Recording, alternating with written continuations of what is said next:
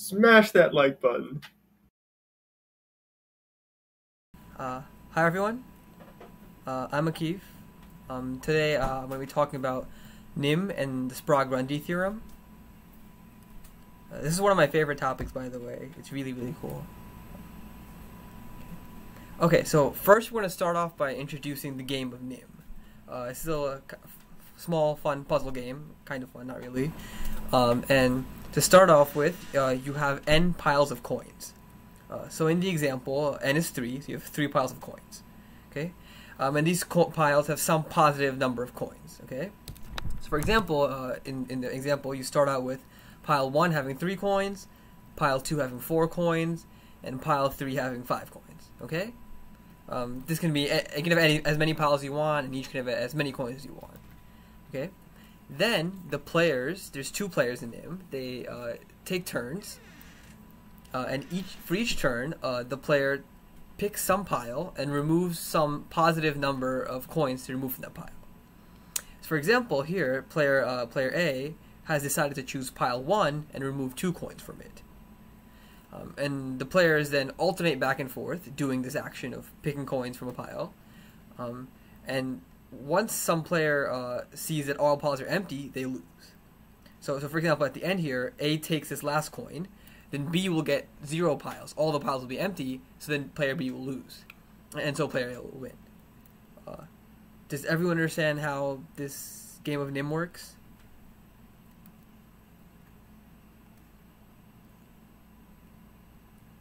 If anyone has any questions or comments about it, please in the chat or verbally. Okay, so going on. Does anyone have any ideas of how to solve the game of Nim? And by solve, I mean how to decide if a player is going to win or lose if both players play optimally. So any thoughts? You don't have to have full solutions. Any thoughts on how to solve it?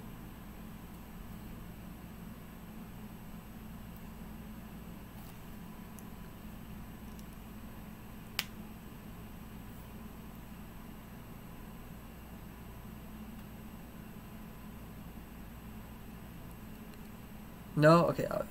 I guess I'll just go on and show you guys the answer, because it's pretty surprising. Okay.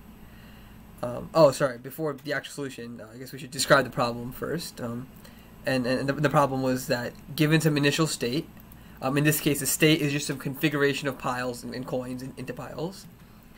A state is how can we decide if some player can win the game, right? If the player whose turn it is right now at some state, how to be decided if they can win the game or if they're going to lose the game, right? So, a state is a losing state if every state reachable from it is a winning state, right? So no matter what you do, you can't make the other guy lose. The other guy is always going to win. So then you lose, right? And a state is a losing state.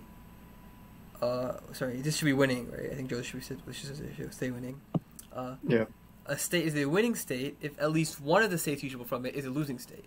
Because then, let's say you're playing right now, and you see, this state that I can reach is a losing state. Then I can just make that move. And now I force the other guy into a losing position, and so I've made myself into a winning position, right? So in this way, we've sort of defined winning and losing states recursively in terms of each other, right? But the sort of nice idea is that these states keep on getting smaller and smaller, where smaller is defined by the number of coins in the piles, right? So eventually, you'll reach an empty state, which we've, by definition, said is a losing state. So you can think of this sort of graph or sort of jumping from one state to another, where each state is described in terms of as either winning or losing by the states sort of under it, by the states whether or not they are winning or losing. And that keeps on going down recursively to the empty state. And you can build back up to describe how all of the other states are either winning or losing, right? So this is sort of in one way to just try to solve Nim. Does everyone see how this sort of is working? This is obviously much more general than Nim. We can have any sort of this winning-losing idea, and try to figure out which ones are winning and which ones are losing based on this idea. Right? So everyone see this? Any questions?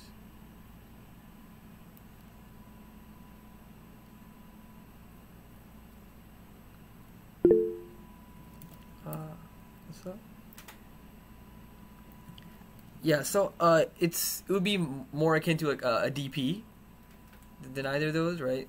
So I guess I haven't said it here, but because but in NIM specifically, right? We don't have any cycles in our graph, in the graph you're talking about with the BFS, right? Because as I said before, each edge always points from some state with more coins to some state with less coins, right? So you can think of it more of as a DP, where you can recursively talk about the winning or losingness of a state in terms of the other states that you can reach. And you'll never have any cycles, so you can just write a normal DP and be fine with that. Okay? Okay, cool. Okay, but this is kind of not nice. This is going to be maybe a very complicated DP, which maybe I don't like. And so instead of that, we can, there's a very nice, elegant solution, which is very cool. And that is you just take all the piles and you XOR them. You XOR all the sizes of the piles. And if the XOR of that pile of all the piles is 0, then you are currently in a losing state. Otherwise, you're in a winning state. So for example here, this is 3, XOR 4, XOR 5, right? Which is what? Which is 1? Did I do that right? No, I did not do that right. It's 7, it's 2. Yeah. Yeah, so this is 2. So this state is a winning state. On the contrary, here, if you look here, this has 5, 1, and 4. This XORs to 0. And so this is a losing state.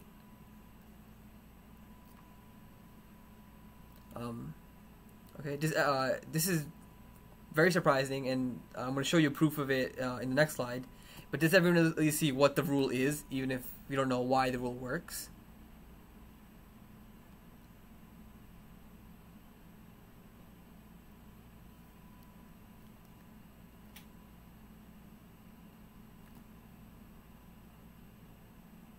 Okay, cool.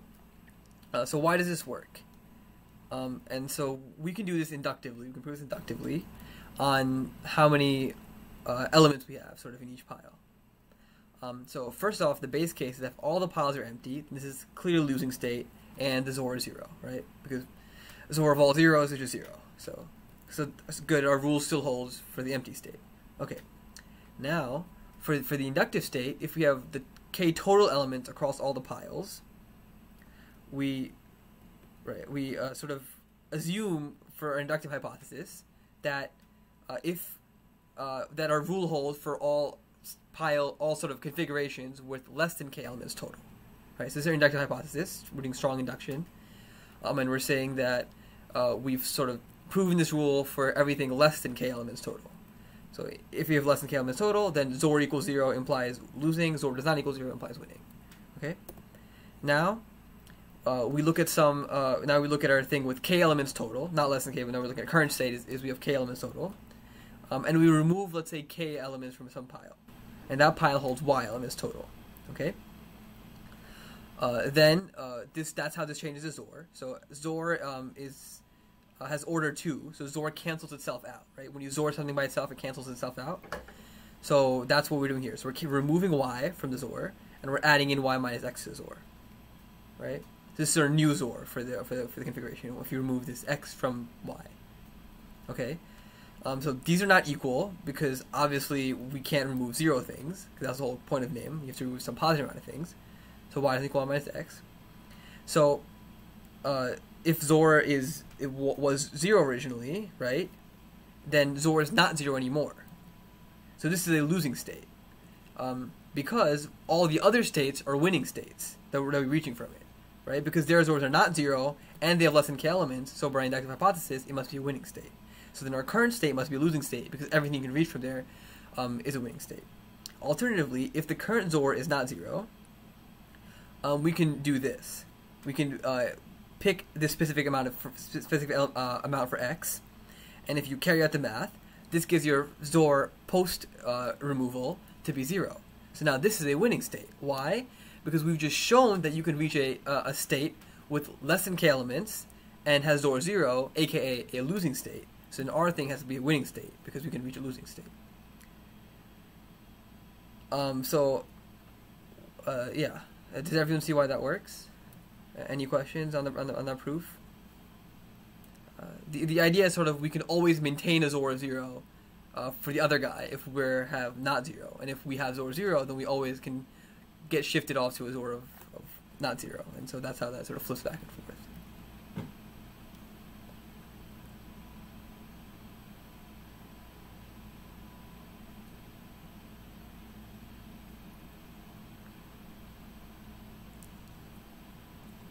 Joe, I don't really understand the last bullet. Do you want to explain that? Okay. So sort of the idea behind that is like, so if you look at the formula for x in the previous bullet of y minus Zor XOR y, it might be like bigger than y, for example, in which case that would be impossible. So basically the idea behind the last bullet point is if you pick the max pile, like the pile with the biggest size, then XOR that pile has to be like sort of less than y. So then if you take x, that's going to be between 1 and y inclusive, so that's always valid. So I think there's like a bunch of cases to show that the XOR y fits in that range, but it works. So okay, yeah. Cool. Okay. Everyone good on Nim? Because we're going to kind of move on from that.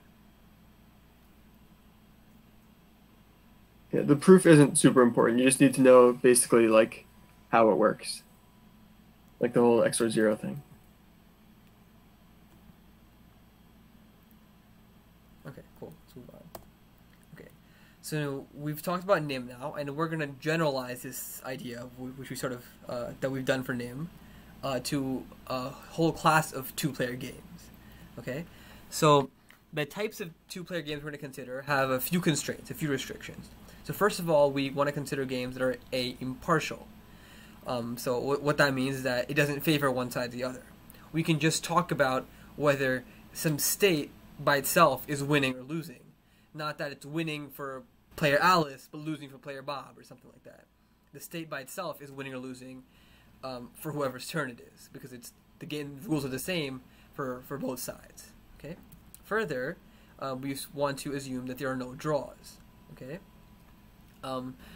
So this means that there's no sort of drawing state at the end, and further, that this game is finite, which means we can't sort of loop around. There's no loops in our graph where players just make turns back and forth onto each other, which just results in a draw or just a loop or an indefinite game. So we don't want that to happen. Finally, this is sort of, we sort of implied this before, but we've sort of implied this throughout this presentation.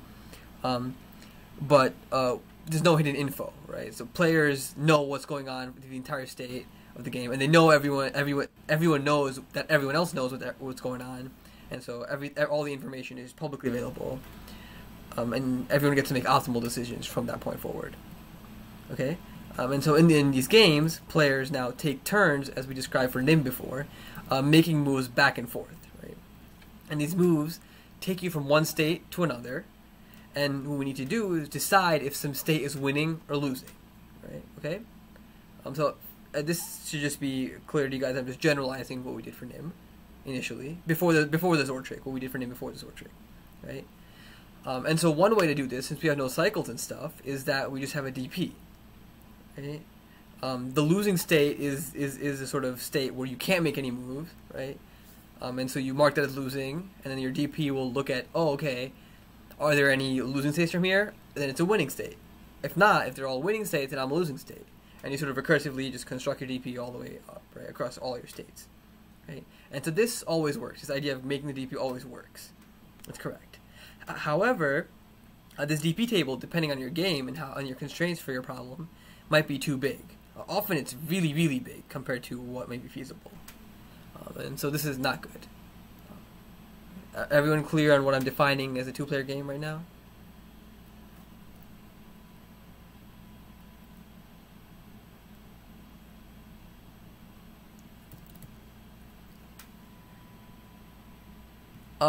We're assuming deterministic games here.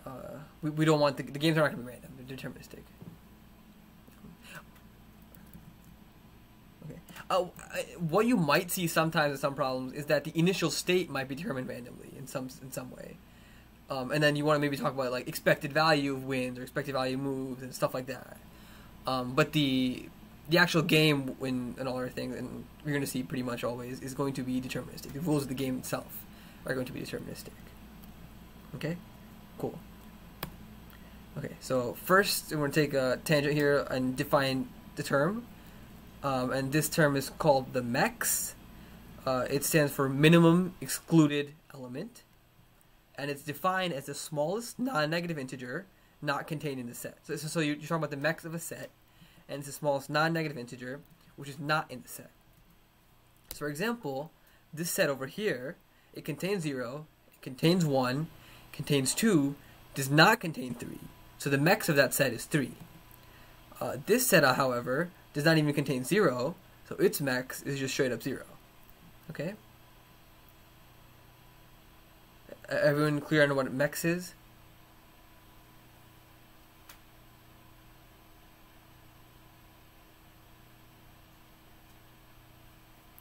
Okay.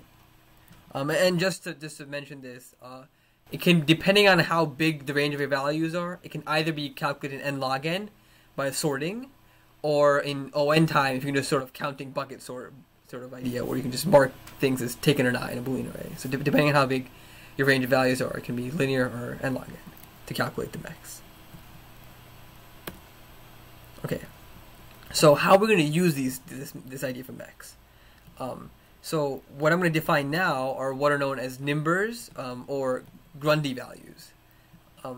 So we talk about the Nimber of some state in our game. Okay, and it's denoted g of x, where x is some state, and I guess g for Grundy. And g of x for some state x is defined as the MEX of g of y, so the Grundy numbers of y, for all the states y that are reachable from x. And when I say reachable, I mean reachable in one turn, like we were doing before. So we look at some state, look at our x, and we say, okay, what are the moves I can make? And these moves will take me to all these different states y. And then I look at all their Grundy numbers, all their Nimbers, and I take the MEX out of all of them. Okay? So, for example, we can see that losing states have g of x equals 0. They have to have a Grundy number 0. Because we sort of can't. There are no reachable states, so their MEX is 0. Right? For example, if you think of Nim with empty piles, right? There's no reachable states, right? There's no moves you can take, so the MEX of an empty set is just 0, because what's the smallest non-negative integer that's not in a set? 0, because nothing's in my set, so 0 is not in my set either. Right? Okay? And we can also calculate these Nimbers with a DP. Right? We can calculate with a DP, so you can imagine filling in all your losing states with zeros, and then from then on you can look at, okay, what are all the states I can reach? Okay, let me take the MEX of them, and just build that up like we did for any DP. Okay, everyone understand what a Nimber is? By the way, I'm going to do a bunch of examples later, so that'll make it a lot more clear for the exact mechanics of how this works. Okay, so I guess we'll just move on now. If you have any questions, interrupt me. Okay, so how are we going to use these Nimbers? And so this is basically the central result of this presentation, really important, and it's called the Sprague-Grundy Theorem. Okay, and it says that if you're playing a game, a two-player game, and you're at some state x where g of x is equal to some n, this is equivalent to instead playing a game of Nim with a single pile of size n. This is technically not true. There's some other moves you can take that you wouldn't be able to take in a Nim game of size n. However, these are moves that you never want to take. They're never good they never lead you to winning. And so if you ignore these extraneous moves, then it becomes equivalent to essentially just playing a game of Nim with a single pile of size n. Okay. So for example, g of x equals 0 means losing because it's a Nim pile of size 0. So okay, obviously that means losing because empty pile you've already lost. Further, if you don't have 0, if your Grundy number is not 0, then you're winning. Why? Because the Zor of just a single pile is the size of itself, and since the size of itself is just g of x, that's non-zero, and non-zero Zor if you remember from Nim means winning. So So that's a winning state. Okay, so that's kind of interesting. But you may be asking the question, why is this useful over doing an original win/loss DP? It may seem that we've sort of just traded off our normal win/loss DP for doing a DP that's just as big, because we have just as many, all the same states, and we had this sort of MEX bullshit on top of it, not just win/loss. So it seems we're just adding extra complicatedness for no reason on top of the win/loss DP. However, the key observation here is that these Nimbers, as opposed to just win/loss, tell us how different copies of this game interact with each other. So, if we have multiple copies of our game, right, then we can just XOR their Nimbers to different copies of this game at different states. We look at the Nimbers for each of those states, and we XOR them. And now, if that XOR is 0, then that overall game is losing, at a losing state. And if that XOR is non-zero, then the overall game is at a winning state. One really nice way to think about this is I use this big win/loss DP, right, with a whole bunch of different states, and you want to factor, not actually like not mathematically factor, but sort of break up and factor this DP, this set of states, into a much smaller set of states that we can sort of duplicate and copy for each sort of part of the game. So you want to take this big DP and cut it up, and use it multiple times for different parts of the game, which are sort of independent piles of Nim. Okay?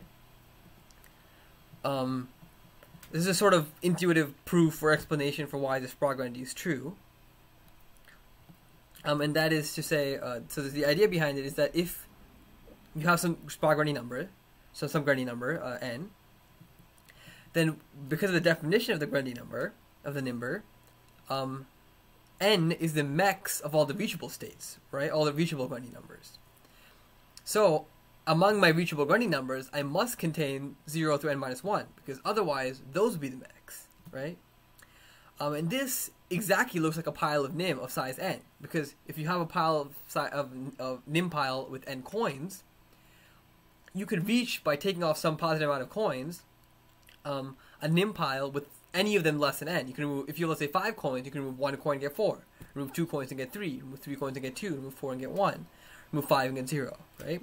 So this looks exactly like a Nim pile of size n. You can do any of those moves that get you to a smaller amount of coins, any smaller amount of coins. The one caveat and this is the same caveat from the 2 slides ago, is that maybe you can also reach states with Grundy number higher than n. However, you never want to do this, because it can always just be undone by the other guy, and you're back where you started. Because if you reach some state with let's say m greater than n, then since n is less than m and m has a MEX of m, it implies that you can reach back n again, because it's like a pile. You can always, right? If you add coins to your Nim pile, you can always remove those again, and you're not making any ground. And since there's no cycles, eventually you're going to get screwed, and you have to do something different and actually remove stuff from that state. Okay, so that's sort of a proof of the Sprague-Grundy theorem. Okay, everyone have a vague idea of what's going on? We'll do some example problems, which should hopefully clear some stuff up.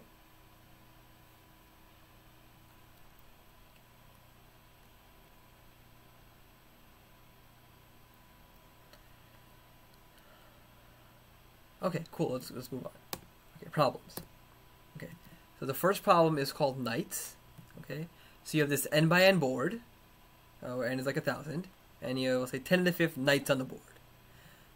And these knights move almost like normal in like normal chess, except we sort of remove half their moves. So normally knights can move in 8 different places, right? If it's in the center of the base and they're not constrained by the borders, they can move in 8 different places. We sort of remove half of them, and we only left these 4 places where it can move. Okay, so it can make any of those 4 moves from its starting position. Okay. Also, knights can occupy the same position anytime. We don't care if knights like overlap each other. And how the game works is that players take turns moving knights. So at each turn, a player moves one of the knights in the board. So the knights are all shared among the 2 players. And at each turn, you just take one of the knights and move it if you can. You can't go off the border, obviously, and you just move it. And you lose when you can't move anymore. When there's no more moves for you to make, then you lose. Otherwise, if you right, and then the other player wins. Okay. So okay, I'm gonna give you guys a few minutes, I guess, to think about this and come up with any sort of observations or ideas for it. Okay.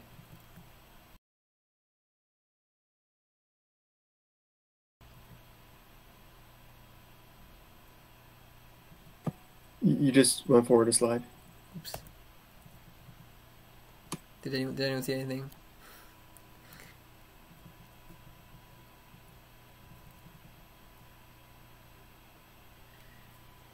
Unfortunate. My bad.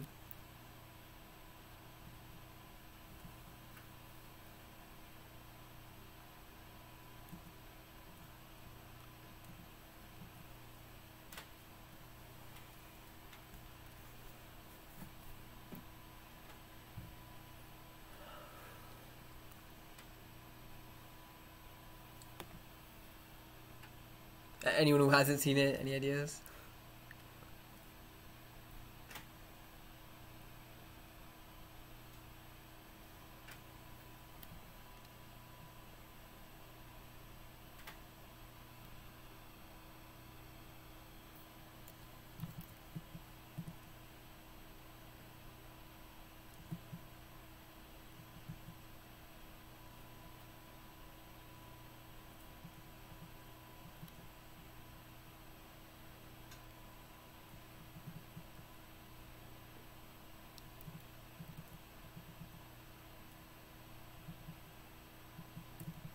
No ideas. I'll just show everyone the answer.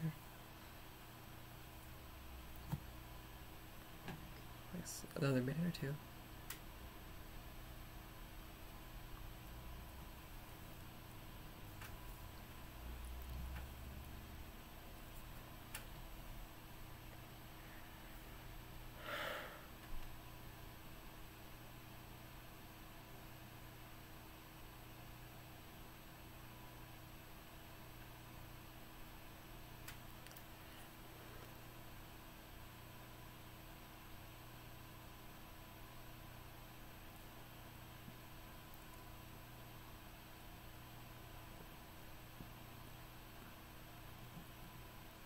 Okay, let's move on.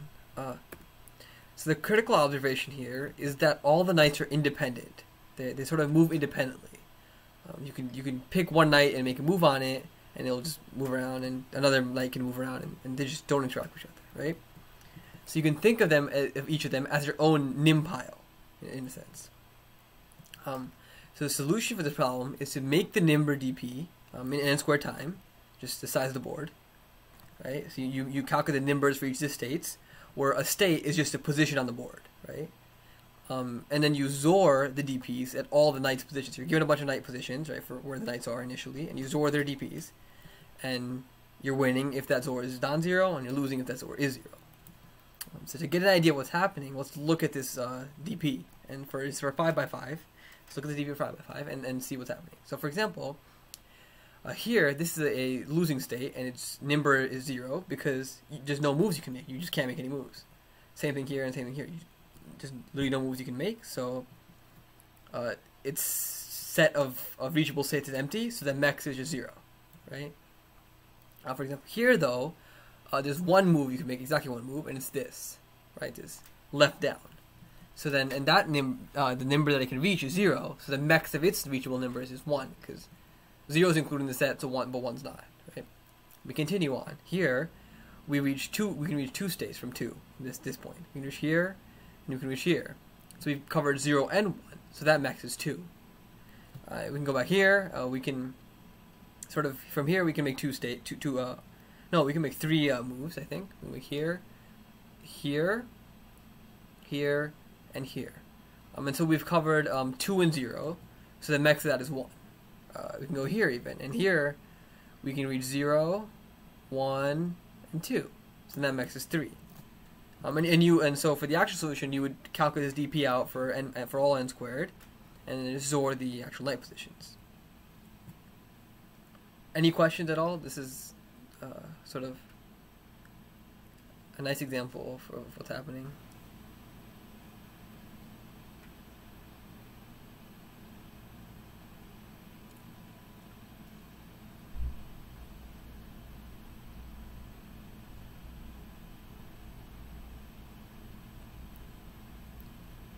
would the DP need to be like the first row and then like the first column, and like kind of in that order? I'm just trying to think based on how the knights are moving. Are you talking about like a for loop DP? Yeah, I'm not sure. Normally, I would just code it with like recursively with memoization, because then I won't have to worry about that. But yeah, for this one, what you can do is do diagonals starting from the top left corner and like sort of slanting down. Because you'll notice that the knight always moves like sort of diagonally toward the upper left corner by at least one square with the 4 legal moves. Like if you go back a slide. Okay, yeah, that makes sense. Yeah, it's always moving like diagonally toward there. So Swapnil had a very nice intuition about what's going on really with the Sprague-Grundy numbers. And he said that if your mex is non-zero, right, if your Grundy number is non-zero, then one of your reachable states had to be 0, because otherwise your thing wouldn't be 0, you would be 0, right? And so if you have a reachable state that is 0, then you just make the other person lose. And that's exactly right. That's what's happening for a single sort of knight. And sort of the very nice, interesting part is that these numbers not only let you do that thing, the zero non-zero thing for a single knight, having this sort of all these numbers, these Sprague-Grundy numbers, not just 0 and 1, now let you interact these knights with each other and see if the overall game is winning or losing. Okay. By the way, here's the code for it. That'll maybe hopefully clarify some of the questions you had. So yeah, Joel also wrote this recursively. And the idea is that you say, okay, if I'm outside of the board, then that's... Wait, why do you write it like that? Okay, yeah, so it's kind of stupid, but it's also kind of nice. So what you can do is, if you're outside the board, you can just return -1, because when we go through later and we calculate the mex, that's basically not going to matter at all. So inserting -1 into your set is basically just doing nothing. So that way you don't have to like do if statements before all these s.insert checks, because that'll sort of handle it by itself if it's out of bounds. Very interesting, Joe. Okay, I guess, okay, so that's kind of cool, actually. Okay, so anyway, with here, these are all the moves you take, right? You can go 2 left, 1 up, right? 2 left, 1 down. 1 left, 1, 2 down. No, 2 up. Right? 1 right, 2 up. So these are all the moves you can take. And you take these reachable guys and take the Grundy numbers, and then you insert them to your set, and then you take the mex of your set with this, and that's the answer, right? Now across all your knights, you read in all your knights, and you Zora your sort of running answer by the Nimber of that position of that knight. And if it's 0, you lose. If it's not 0, you win. Okay? And so one other thing to notice is like how we're calculating the mex. So if you have your set, what you can basically do is just initialize your mex to 0 and keep incrementing it while it's still in the set. And that'll give you the mex. Okay. And any questions on this problem?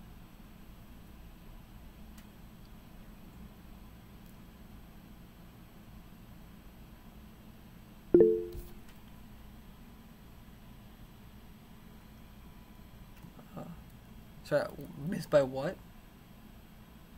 What did that say?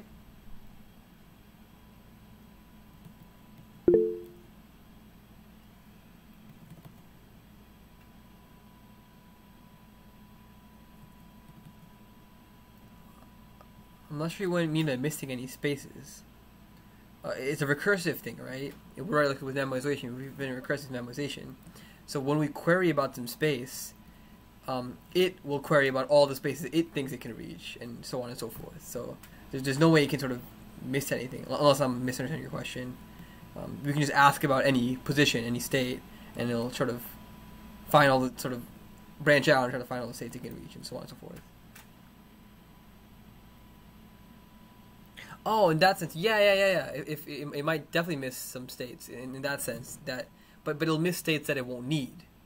If there's some states that it won't need, it'll just miss it. But maybe another knight will come along and it needs that state, so then it'll process that. So yeah, this only calculates all the things that are strictly necessary to find the answer for your state.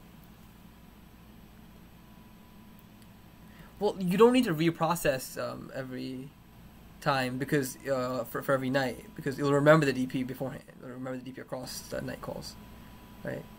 And at worst case, it'll just calculate the entire DP, which is fine. It's n squared. Yeah, because we have the check at the top of the R function, where like if dpij is not -1, you just return it. So like if we've already computed it, you just return the DP value.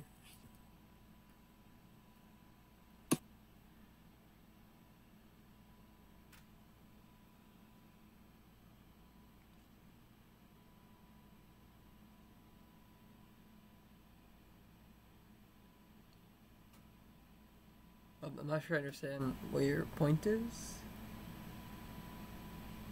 We'll have to recalculate that state, but very quickly down the road, that state will run into sort of sub-problems that you've already used, like how DP works. They've already calculated before, and it should recalculate pretty fast. And more than how fast that recalculates, across all recalculations, it should only take n squared.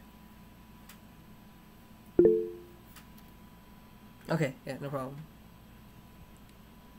Okay, next problem. This is called a word game. Okay, so you're given a string of lowercase English letters, and it's size like 10 to the 5th or something. And Alice and Bob are playing a game here with this string, okay? And they take turns back and forth, and at each turn you can either erase a letter, erase 2 identical letters, or erase all letters of the same type. By type I mean like same characters, like all A's or all B's or all C's, so on and so forth. The person who erases the last letter wins, and if Alice starts, who's going to win the game? Okay. Okay, so yeah, give a couple minutes for any observations and stuff.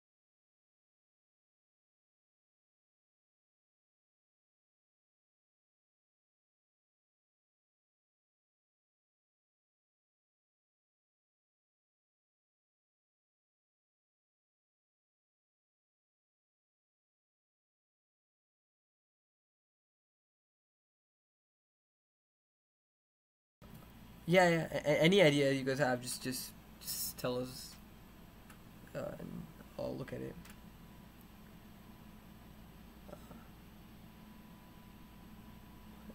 Okay, yeah, it looks like Stopnil has the answer. Yeah, and here the observation. Like the knights were independent last time, this time each letter is independent, right? So A's, B's, C's, D's, all those are independent from each other, right? So we just basically have 26 different nim piles, one for each different type of letter. And in ON, we can just calculate the DP of having n of the same letter, right? So DPn just means what's the Nimber for if you have 20 letters of the same type, right? And then you calculate that by, as Swapnil said, trying the 3 moves. And then finally you XOR the DP of the counts for each character. So DP how many of our A's there are, XOR DP how many of B's there are, XOR dot. And again, 0 is losing, now 0 is winning. And does everyone see why this works? It's just because each letter is completely independent. When you make a move, you're just talking about one single letter, and one type of letter, and not any other one.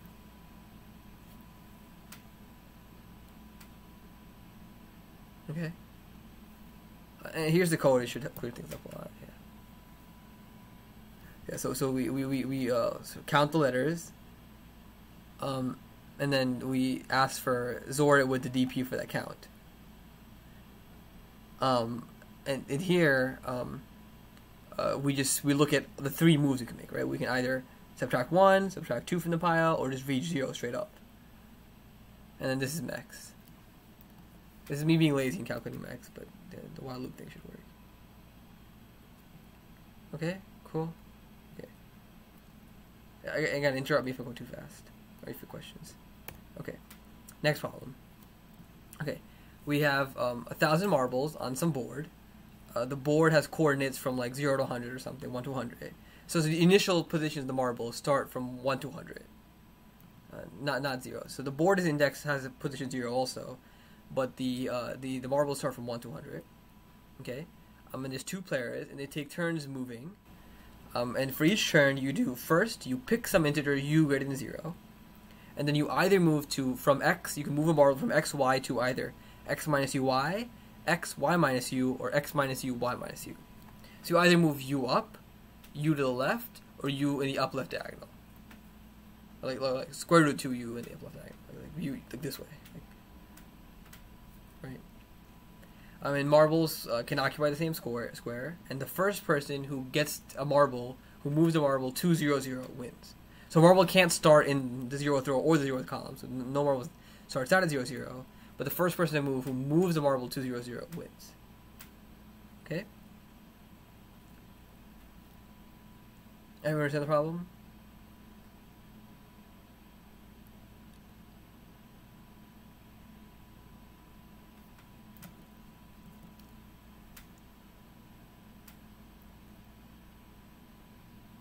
Okay.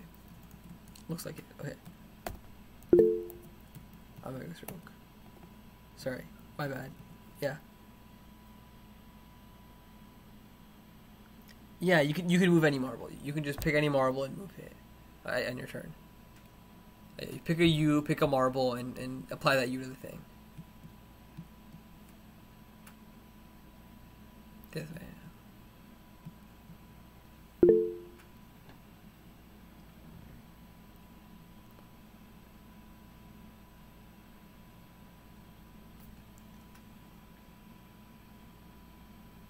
Okay. Right. So, as you might have guessed, this is pretty similar to the knight's problem from earlier. So each marble is its own nim pile. However, there's a critical difference that makes this not nearly as easy as knights. And that is, if you reach the corner here, you're winning and not losing. It's the opposite in this case, right? In knights, if you reach the corner, you can't move anyone, then you're losing. Here, the first person to move a marble to 0, 0 is winning. So this is like a very different sort of setup here. Even though it may seem somewhat similar, there's a very key difference here. So, any ideas how to resolve that difference?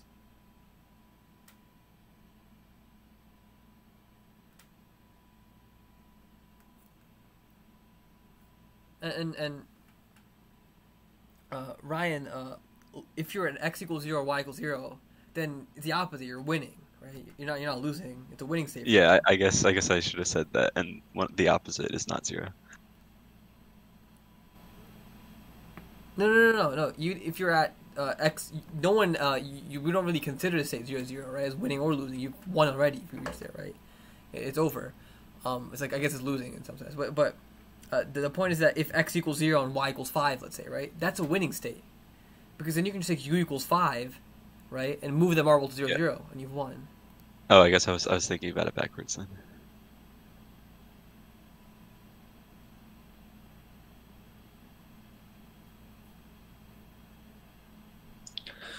Could we create a new square at like -1? That's now the losing state. Could we? Wouldn't it be 1, 1? I guess. I'm not sure. There's a couple ways to do it. There's one way we did it, and the editorial is a different way, I think.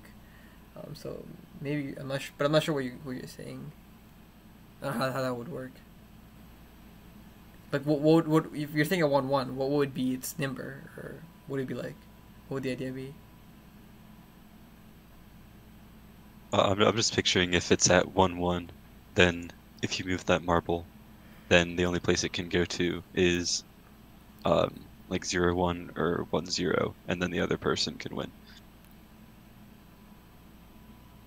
Right. So you're saying 1, 1 is a losing state then for you.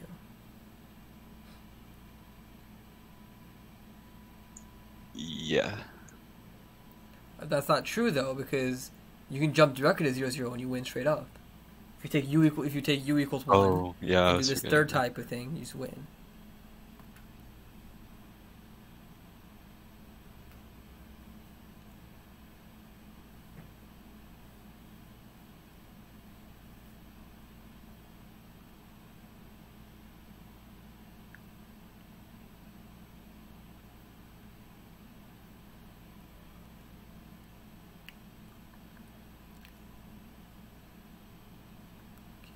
Okay, I guess I'll give the answer. You guys got like most of it, right? So let's give the rest of it.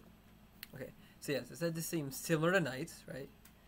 Each marble is his own sort of pile, is the idea. However, yes, the corner is the winning state this time. So there's many ways to do it, as I said. The way we came up with was during contest was that you do not allow any moves to one away from 0-0. So one move. When I say one away, I mean like one jump away. So this means anyone on the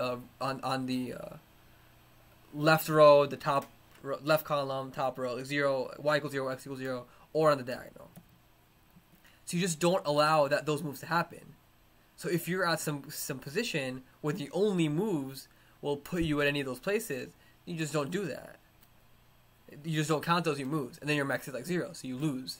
Because any of those moves will force you to lose, so that's how it works. So you have an empty set and your max will be 0. Right? The only sort of caveat here is that was what to do if you're on the diagonal. So remember, you can't be in the 0th column or the 0th row, but you can be on that main diagonal. And if you're in the main diagonal, you sort of check that beforehand, and you automatically make yourself win. Otherwise, if you're not in the main diagonal, then you just make the normal Nimber DP and Zor everything. So you can see here, right? These are sort of invalid states. We just make them invalid states, and then everywhere else we just can't move to one of the x's, and you calculate your Nimbers from that point. So this takes like around n cubed, right? Where when I'm saying n here is size of the grid, so size of the grid cubed-ish approximately to calculate it, and then you Zor all the marbles, and then you're done. You Zor from the position of the marbles, you Zor them, and again as before, 0 Zor is losing, non-0 Zor is winning. Everyone see how this works? And I think Joe, there was like another way, right? You said. So you want to share that idea? Yeah. So I think the other solution, it's actually in terms of implementation, it's probably very similar.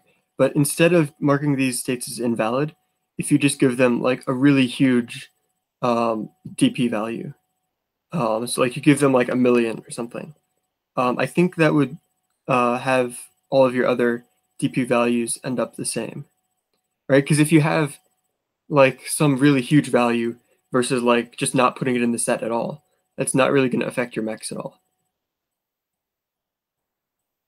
Yeah, I guess it's kind of like the -1 idea.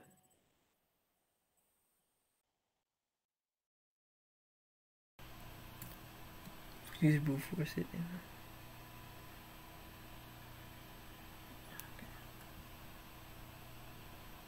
Yeah, cool. Okay.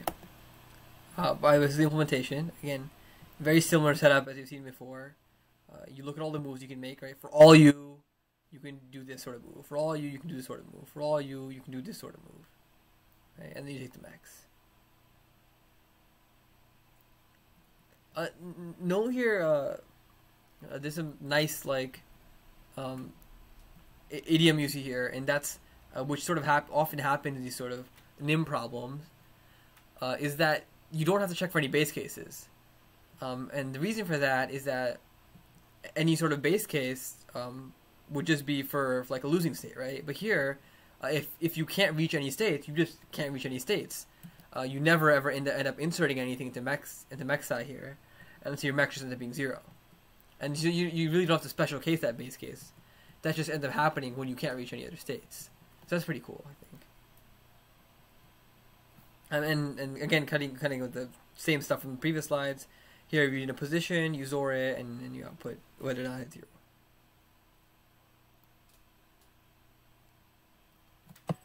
Yeah, so like Akif was saying, you don't need to like do special handling for the base cases. So I guess we could have even gotten rid of this dp12 = 0, dp21 = 0, because that would have automatically been computed.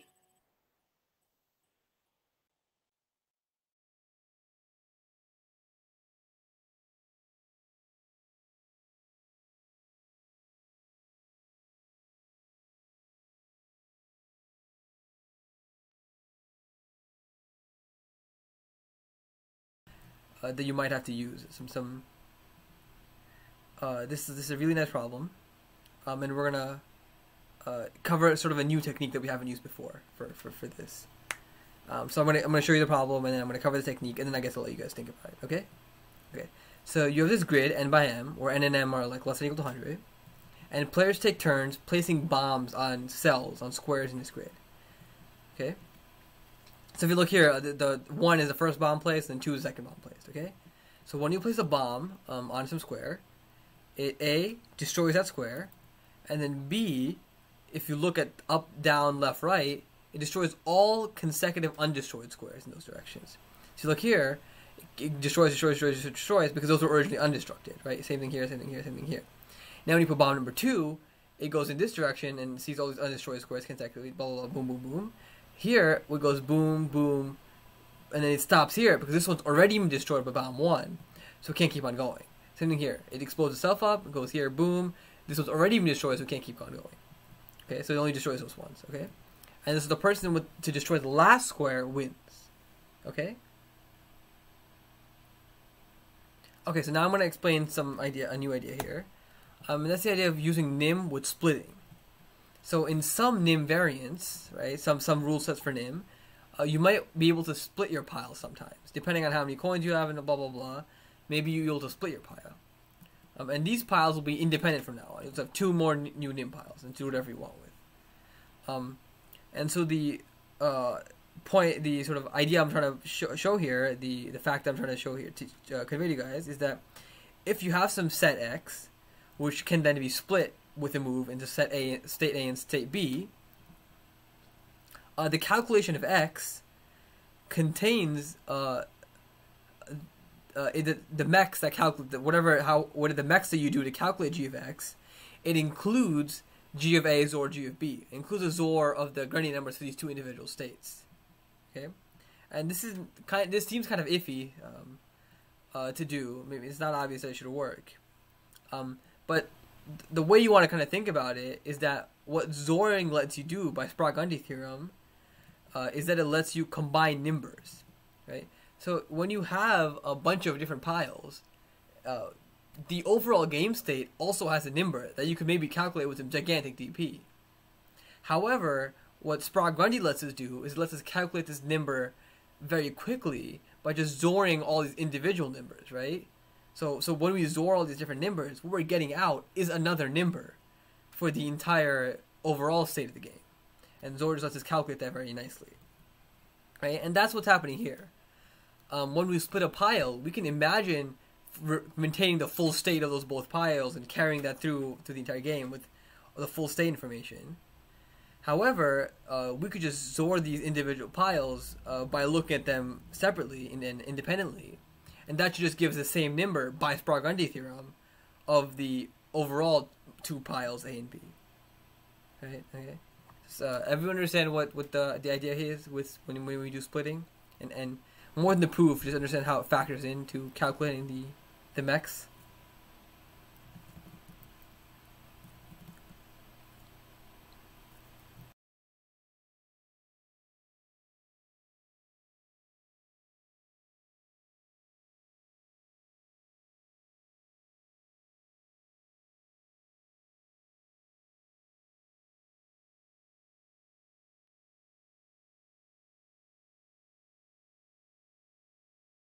Okay.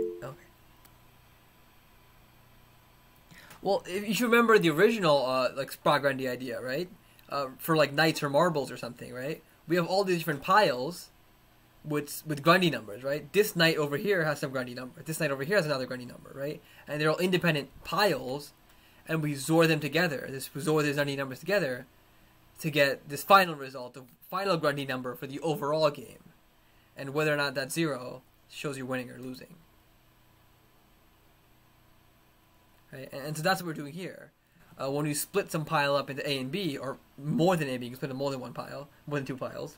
When we split that up, we want the Grundy number for those 4 piles combined. And the way we do that is we get the Grundy number individually and XOR them together. Just like we're doing with Sprague-Grundy theorem for all the other earlier problems without splitting. Does that clear things up?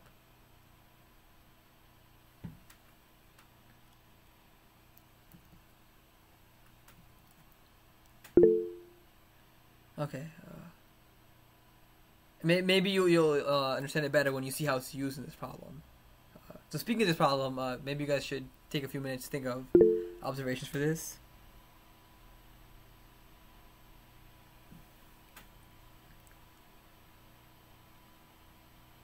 Exactly. Jason Chang. Jason got the solution here. So what we want to do is we want to imagine a bomb. When you explode it, it splits the grid into 4 rectangles, and now any bombs you place in these rectangles can't interact. Right. So if you look at one, it splits it into 4 rectangles. Right. This one, this one, this one, and this one.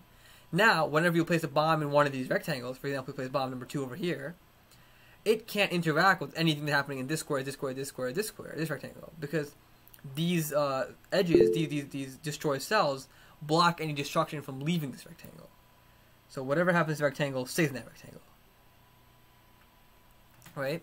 So what we can do is imagine our Nim state as being some grid of size h by w. And then when you make a move, when you explode a bomb at some cell, it splits the states into 4 smaller states. Top left, top right, bottom left, bottom right. Right? And then we find the grinding number for those and XOR back up. And the final answer is just whether or not the dp for the entire grid and the dp nm, right, with the entire grid starts out as n by m, whether or not that is 0. Right? And by the way, this takes n squared m squared to compute, because why? The grid is of size nm, and for that grid, there's nm positions that we can. So the grid is n by m, so that's the number of states we have, right? And now for a given state, there's n by m positions we can explode a bomb at. Okay, so it's n squared m squared. Okay. Here's the implementation for that. Again, we do the same sort of thing where there's no base cases, which is kind of really cool. The base cases sort of arise organically by the fact there's just no more moves to take. Right. Okay. Yeah. And so the dp is for in terms of w and h, width and height, and we look at all the things we're trying to look at all the things we can reach, all the grinding numbers we can reach, and the way we do that is by looping over all possible squares in that grid, and then at that square in that grid, we look at its top left, top bottom left, top right, and then bottom right. And then we take those grinding numbers for those piles and XOR them all together to get the overall grinding number from now on. And then we insert it into our reachable states, and then we take the max of it. This was on Spage, by the way, and they were kind of being mean about it, about the sort of time complexity. So you need this one optimization, which just sort of explored the symmetry of the problem. So if you notice the problem is symmetric, you should have the same number for w by h as you have for h by w, right? So this just exploits that symmetry and says, okay, if your width is big, we only consider states where h is less than or equal to w. So if your w is bigger than h, then you just flip it around and return that answer. And by the way, for the final code in main, all we have to do is just read n by m and check if for an n by m rectangle, whether or not that's the final number for that is 0 or 1, and return which player 1 or player 2 wins. And then the cool thing is that we can sort of maintain the DP across different test cases, because the DP is the same for a 5x7 grid is either always winning or losing no matter what happens, and for across the test cases, no matter how you started for the test case. Okay, everyone understand? Any questions about the problem bomber solution implementation?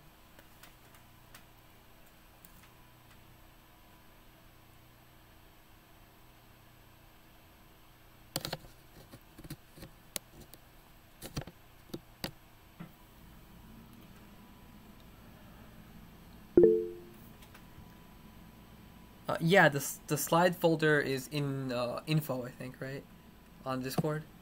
Yep. So they should be there already. You could like follow along right now, TBH.